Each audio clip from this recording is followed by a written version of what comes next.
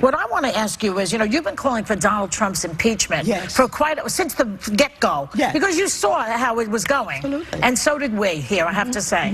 And I'm wondering, now with the grand jury and all this, do you think you're getting closer, or what do you think? Absolutely. I did start very early.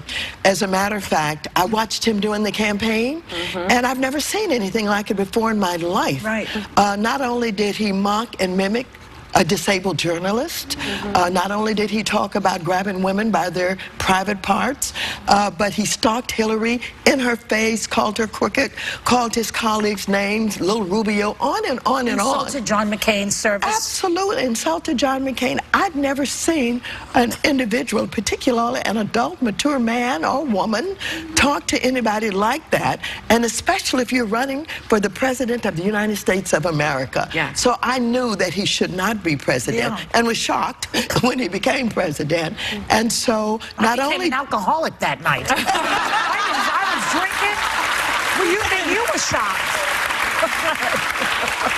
Well, not only did I believe that he should not be president because he had no good values, etc., I took a look at the people around him, his allies. And remember, I dubbed them the Kremlin clan because they were all connected to Russia or to the Ukraine, or they were involved in some way with oil and connected with oil in Russia. So why are all these people with the same interest in one administration, allies around this president? I would love to ask you that, Congresswoman Auntie Maxine.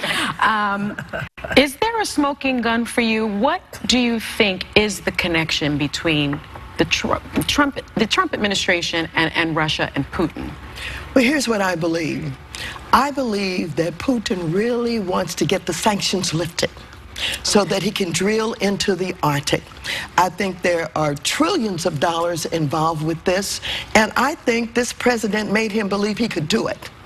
And so they certainly didn't want Hillary, because Hillary was, of course, on to Putin, did not like his tactics and the way that he, basically ruled his country.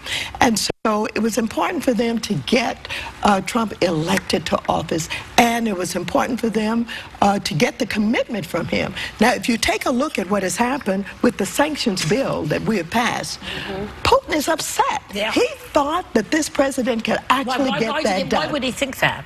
Because he told him that. He told him why that would he even tell him that unless Putin has something on him? Well, I don't know, but don't forget, this man will say anything, anytime. He's a liar, and he will say whatever he needs to say. I know. You said that Vice President Pence is already planning his inauguration. Is that a joke, or do you really? It was a joke. Okay. What I wanted to do was needle them a little bit. Okay. Do you think Pence will be better than Trump if he were impeached? No, and when we finish with Trump, we have to go and get Putin. That's right. He's next. Putin or Pence? Pence. You mean Pence? We'll get Putin. We'll get 2 for 1 with Trump and Putin. Then we got to go after Pence. That's right. Congresswoman, Trump supporters oftentimes are not focused on Russia. They feel like, let the investigators do their work over there. What they're focused on are jobs and the economy. In that arena, you see, the Dow hitting an all-time high. You see unemployment at near record low numbers. Are you willing to give him some credit in that arena on the economy, that he's making some progress? Absolutely not. No? Why though? I think that too much credit is given to presidents about how the markets are working, and I really don't think that he's done anything that he can take credit for, and so I don't believe that he has had any initiatives, he's had any legislation. He's not been involved in public policy. He doesn't know really what's going on Wall Street, so I don't give him any credit for it. What about deregulating the economy, though? What about some of the job promotion he's done around the country? If you talk about, coal jobs, or if you talk about, you don't think that is in any way related to? No, absolutely not. He's not really created any substantive number of jobs. No. He has made these people believe that he's going to bring back the coal industry. It is not going to happen. At what point do you think his supporters will figure that out? Well, you have to determine why they stick with him. They stick with him not because they think he is going to change government as such. I think they stick with him because he has made them believe that somebody else is responsible for their problems. For these small towns and these areas where the stores have closed down, the jobs have left, it is those people over there. I'm going to build a wall. I'm going to keep those people out. They're the cause of your problem. They're getting something for nothing. It's not you, and they believe that. I think also people are just really tired of government in general and the inefficiency of government. But I want to talk to you about these leaks that have been coming out. It seems a steady stream of leaks have been coming out of the White House and intelligence agencies. The Attorney General, Jeff Sessions, was just, he just delivered a briefing today about cracking down on this. But we have to be bothered by these phone conversations, these confidential conversations that he had with Mexico and Australia that were just illegally leaked to the Washington Post. There's a lot of Democrats that are disturbed by this because it threatens our national security. Are you disturbed by it? No, not at all. I am so glad they're telling us what's going on. And but we don't need to hear these conversations. They're confidential. This threatens national security. I need to hear these conversations. I need to hear.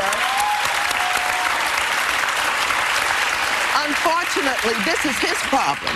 He is in a White House where he's got people working for him that don't believe in him, don't like what he's doing, and they're trying to tell the American public they're something. whistleblowers. But this They're not leakers. America loses here, though. He cannot have a candid conversation with the leader of another country. Mexico's not going to want to have a conversation with us anymore because it could get leaked. Australia, countries are not going to want to get on the phone with the leader of the free world. No, let me tell you something. Mexico is glad to have it leaked. And I tell you why. He tried to convince the president that somehow he should not be talking about the fact that they're not going to fund this wall. And he's trying to convince him to go along with him to do harm to his country. And isn't it good that his supporters hear that? They've been believing all the lies about building the wall. Now they know he's been lying. And they know that the American taxpayer is going to pay for it. If this leak can happen for this president, that means that it can happen for any president. And other countries will look at us and say, you know what, the United States of America as a whole is not a secure place where we can handle it. You have people from Obama's administration coming out and saying, I would go crazy if this were happening. No, But let me tell you, dangerous. let me tell you, the leadership starts at the top. And it is this president. It is this president that his own people have no confidence in. They're undermining him because they want to see him stop. They want us to do something. Not every president would be treated this way. But this man has no values. He lies. They know it. And he's the danger. And they want us to do something I hear you, about but it's a scary thing to try to undermine the president because you don't like his policy, you don't trust him, and risk undermining the entire country in the process. No, I don't see it that way at all. That's what leaks do. He is undermining the Very All right, we got some more with Maxine. Stick around. We'll be right back. Don't forget.